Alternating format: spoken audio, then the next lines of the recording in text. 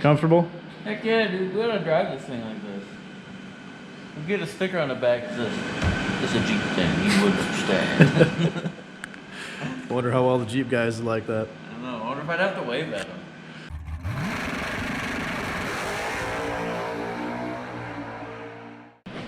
What's up, guys? Welcome back to the channel. So today we're going to continue on our 2017 fire damage ZL1 rebuild.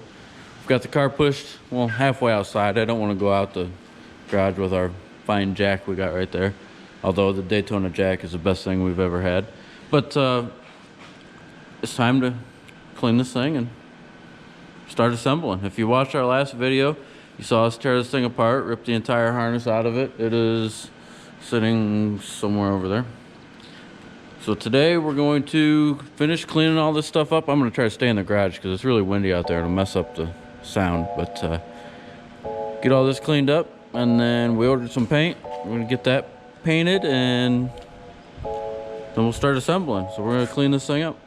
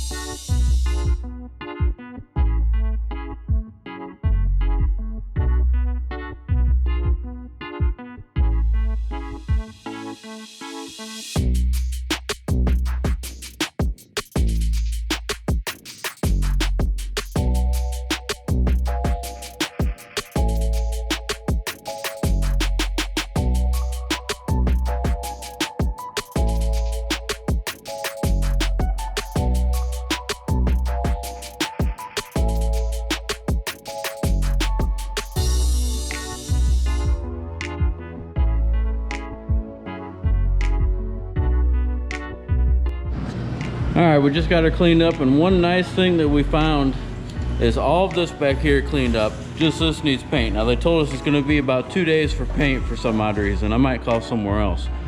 But we can run our lines through, bolt our ABS module down, and we don't have to do any paint in through here or back there. It's pretty much just a strut tower and that, I don't know what you would call it, fender structure. Any of that come off? It might come off if we scrub it with some lacquer thinner or something. I know that ain't coming off. No.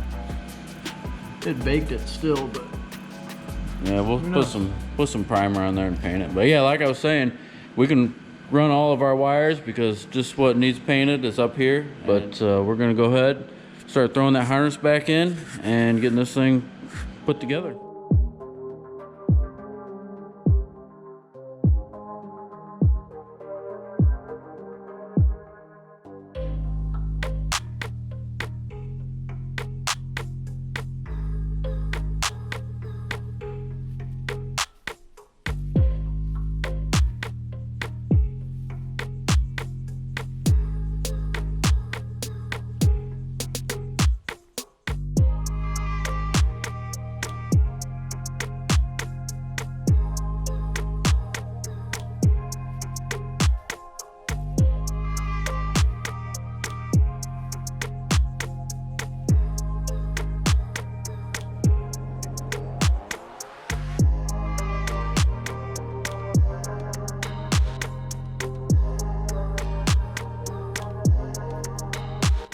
All right, guys, we've been working on this for probably about an hour or so. It's actually going very well. We still gotta raise the car up and get those out. We ended up cutting those, but all of this goes down in there. We've got that side tucked up. We've got almost all the modules plugged in the trunk. We've got to do the speakers up on the package tray. But then this all laid out pretty nice and was actually pretty self-explanatory. The only thing we've got is when the people we bought the harness from unplugged this seat belt right here. They broke one of the wires, and that is an airbag wire, which kind of sucks. Wish they would have broke any other wire, but we'll solder that bad boy up and have her fixed in no time. We've got the other harness over there that we can just cut the clip off and solder it up. But we've got all the wires ran. Everything's pushed into their push pins. The module goes up here. Right here is where we plug our dash harness that we didn't have to unplug. But over here through the front, this is a part we haven't seen yet because ours were all melted off. But we've got the plug actually locked in place. Got the power wire that goes to the fuse box ran. Now, I don't exactly know how this runs. We'll have to go look at another car. But it goes somewhere along this frame rail right here. I don't know if it goes down here or up here. But we'll run those. Actually, we're gonna leave these out of the way so we can paint the up here. I actually cleaned this one up with some, what did I use on this? Purple power? I don't know where it went. Degreaser? Oh, some of that stuff, degreaser. Cleaned up here. That cleaned up pretty nice. I wanted to clean the rest of it up, and then we're gonna take a wire wheel and get all the burnt plastic off of it. But yeah, this thing's actually going pretty well. We're gonna finish buttoning up these wires back there. I think we're gonna throw the carpet in it because we're gonna do the dash next, and our mistake was pulling the carpet out before we did the dash. When we pulled it out, we were sitting on all these bolts coming out and hard on the knees and stuff like that. So we're gonna go ahead, button this up, and move on to the dash. All right, guys, we've been working on the dash wiring harness for probably about, I don't know, hour and a half, you say? 2 hours maybe? 2 hours. This, again, is a part we didn't need to do, but we didn't know. But the only thing that we're missing is we can't find a module that goes to these 3 plugs. These 2 are capped off. This one I know is a LED for the light for the feet. And there's a module, because we looked at another car, that goes back here. And there's the LED, Ryan. What? The LED is in the piece of plastic. There's no module in there, but maybe this car didn't get the module. Probably not hard to believe. But anyways, that's the only thing we're missing. Everything else, every other wire, we've got accounted for. We've ran the wires to our speakers, make sure those are good, heads-up display. So the next thing, oh, the only other thing is, where'd it go? We looked for where this wire went for the longest time, and then we learned that this wiring harness came from a sunroof car, and we have a no sunroof car. So that won't go anywhere. What else? Just putting the dash back together. That's pretty much it. We're gonna finish putting the dash back together, and then we'll pick up from there. Ryan, Well, tell us what you found. We just spoke on this. We just recorded the last part you guys watched literally 2 seconds ago, and Ryan sticks his head under there. stick my head under there. And I feel around. And the module's back there. The whole time? The whole time. We've been looking for Probably that for spent looking 30 minutes? 20 minutes. 20 half minutes? hour looking for that stupid thing. So now we can plug these 3 mysterious plugs in and Move on. move on. Time to put the rest of the dash together. I think we need some sleep. Nah, we don't need sleep. We'll sleep when we're dead.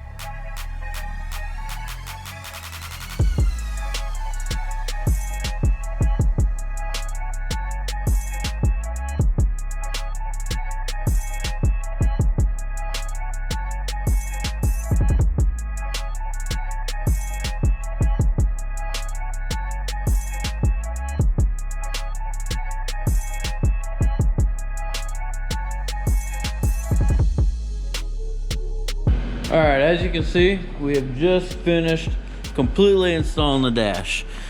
The only hiccups that we had was, well, one, I forgot to put the, you can't see it down there, but there's an airbag, like a knee airbag, and the wire was tucked way up. I had to take a few pieces out. And then, what were you struggling with over here? Body control module, and then that module that was hidden that we thought we lost. Oh, our lost module that we found, yeah. But other than that, this actually went pretty good. The complete top is on, heads up display is in. I mean, everything, we were able to find a plug for every, or a place for every plug, I guess you could say. So that is good. We've got to run these up through the headliner. We got the headliner out. We didn't show you guys that. We ripped that out real quick before we started assembling the dash. But we're gonna call it a night. We'll be back here tomorrow to finish some more on the interior. Hopefully get the whole interior buttoned up, and then we can push this thing over to the lift, get the thing in the air, finish the rear, and yeah, put the engine back in. We're still waiting on paint, like we said earlier in the video. But other than that, we have everything but the bypass actuator for the supercharger, a headlight, and a headlight harness. I'll take the headlight and the headlight harness out of my car if I have to. Once we get off of work tomorrow, we're gonna head out here and continue working on this thing. All right, guys, it is the next day. Last night we did get some good progress in. We fully assembled the dash, and then we actually fixed our wire over here. That wire was broke off. We took the connector off of the old harness, put it on there, and snapped it right in. So now we can finish doing the interior, because that wire over there actually got hidden by a panel, and you couldn't put the rear seat in until you put the panel in. So it's one of the first things that went in. But earlier today, went and got some rattle can 38A, blew me away blue. So that must be what color this thing is. I already cleaned up a little bit of the, had some burnt plastic on it. So I'm gonna go ahead and spray some primer on it and give it some color, and then we can start putting the fuse box and routing the wires and everything up here.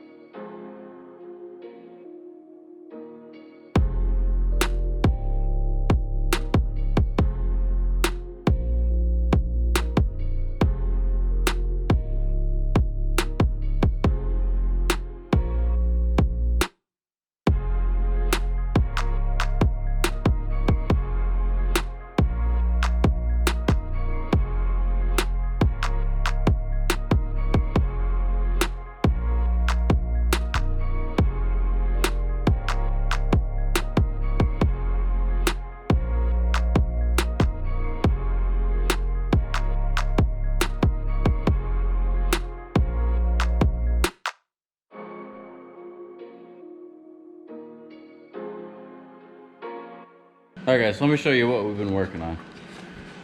So we threw the fuse box, the old ECU, and the new wiring harness all together. That's the new engine wiring harness laying down there. Ryan is looking for the fuel pump relay, which I think might be in the back because there's a fuel pump module in the trunk. We don't have it plugged in. Oh, nothing in the back is plugged in? Because we haven't lifted the car up to run the stuff down into the behind the wheel wells. We just cut all that. Oh yeah. So we don't have to worry about the fuel pump turn on. What we're trying to do is turn everything on, see if we can read the ECU through the OBD connector, because this ECU has a pin fried in it that is for low fuel pressure or something like that. So we had to buy a new ECU, but to get the tune that is on that ECU onto our new ECU, we've got to plug our HP tuner stuff into the car and actually read it off. And that is the one thing that we've been wondering if we can do, and that's actually going to hold us back if we can't. So we're going to try to power this thing up, get all the modules to start working, and see if we can't read that ECU. Is this gonna work? We're gonna find out. Probably not. Hook red to black and black to red. Power up. I ain't caught fire yet. Oh, we got light on the dash. Alright.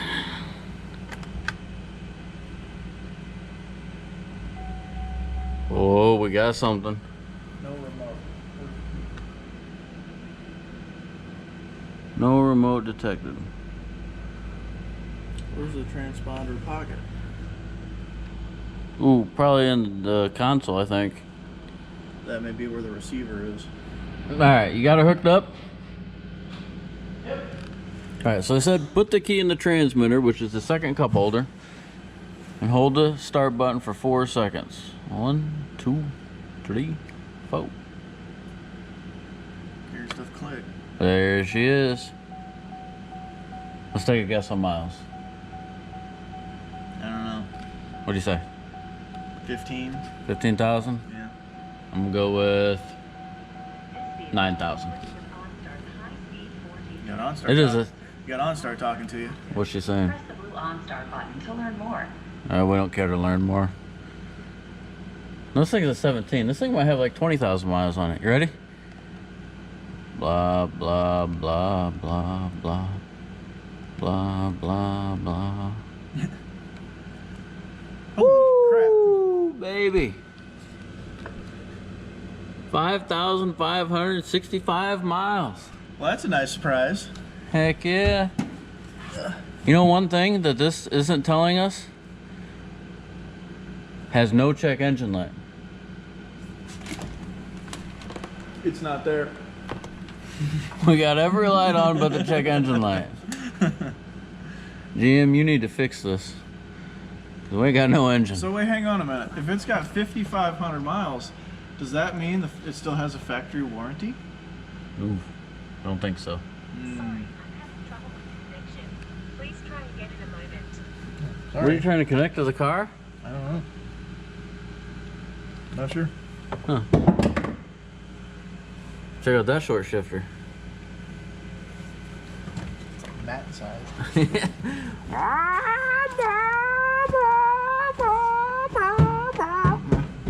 Alright, let's get back to work.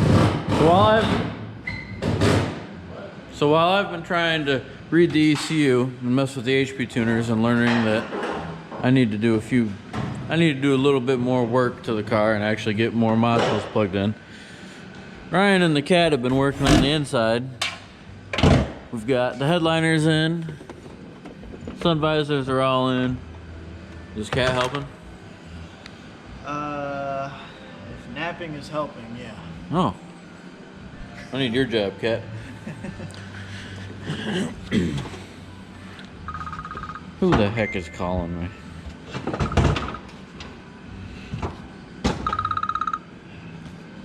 Allison, you made it on YouTube. Alright, we've been messing with this ECU for probably about an hour and a half, and we've decided that I think the ECU has taken a crap.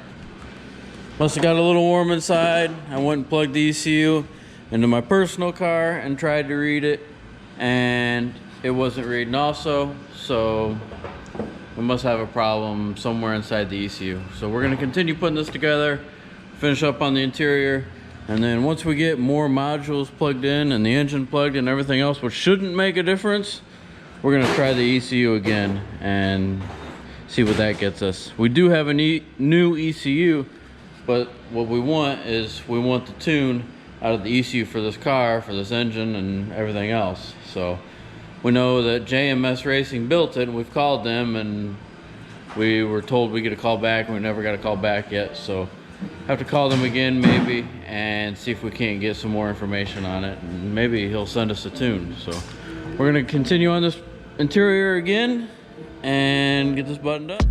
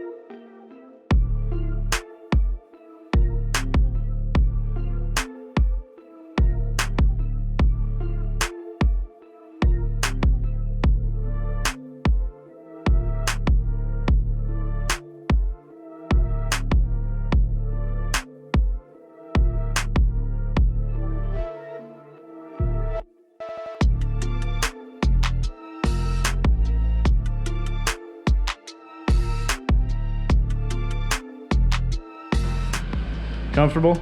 Heck yeah, dude. We're gonna drive this thing like this. We'll get a sticker on the back that says, "It's a Jeep thing. You would understand."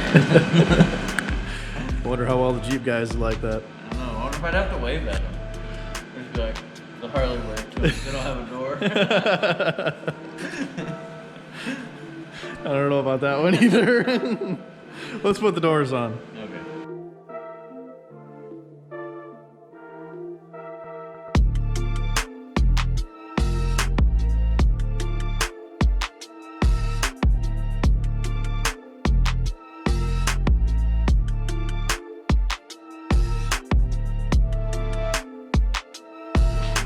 All right, everybody.